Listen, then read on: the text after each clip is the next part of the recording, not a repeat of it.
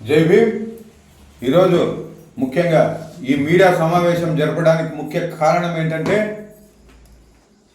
రాయదుర్గం నియోజకవర్గం వ్యాపారాల గ్రామంలో విచ్చలవిడిగా అక్రమ బొగ్గు దందా అనేది జరుగుతూ ఉంది.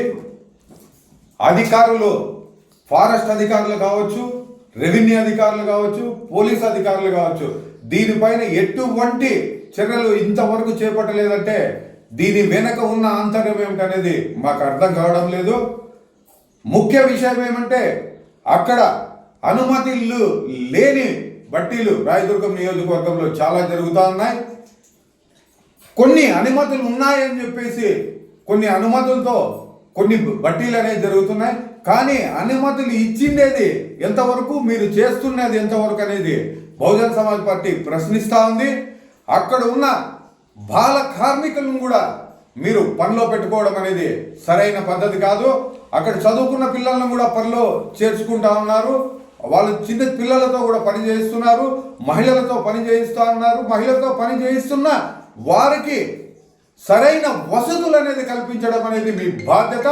అలాంటిది ఎటువంటి వసతులు కూడా ఈరోజు చేపట్టుకోకున్నట్టు వాళ్ళకి మినిమం ఒక బాత్రూమ్స్ కానీ వాష్రూమ్స్ కానీ ఇలాంటివి ఏమీ కూడా మీరు ఆ సౌకర్యాలు అనేది కల్పించుకోకున్నట్లు, మహిళలు అనేది కూడా లేకున్నట్లు, ఇష్టానుసారం అక్రమంగా మీరు వ్యాపారం చేసుకోవడానికే ముందుకు సాగుతా ఉన్నారు. కానీ అక్కడున్న కార్మికుల పట్ల కానీ అక్కడున్న గ్రామస్తుల పట్ల కానీ కొంచెం కూడా వీరికి ఎటువంటి బాధ్యత అనేది లేదు.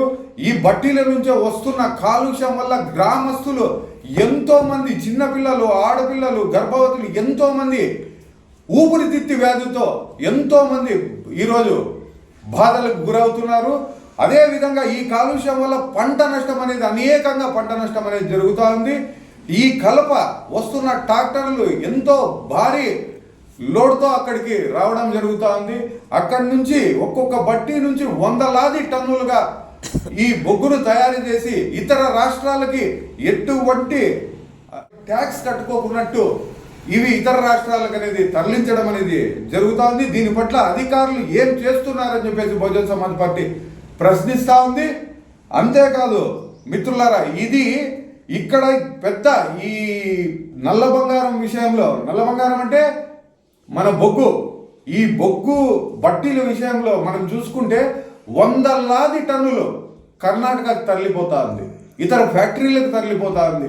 ప్రభుత్వ ఆదాయానికి వీళ్ళు ట్యాక్స్ పే చేయకోకున్నట్ల అక్రమంగా కర్ణాటక కూడా తరలించడం అనేది జరుగుతూ ఉంది. దీనిపైన అధికారులు వెంటనే చర్య తీసుకోవాలని చెప్పేసి బహుజన్ సమాజ్ పార్టీ డిమాండ్ చేస్తాం. పక్షంలో కలెక్టర్ గారి దృష్టికి కూడా మేము తీసుకెళ్ళి లేని మీరు చర్యలు తీసుకోని పక్షంలో ఉద్యమ రూపంలో బహుజన్ సమాజ్ పార్టీ సమాధానం చెప్పి తీరుతుందని చెప్పేసి తెలియజేస్తూ జై భీమ్, జై భారత్.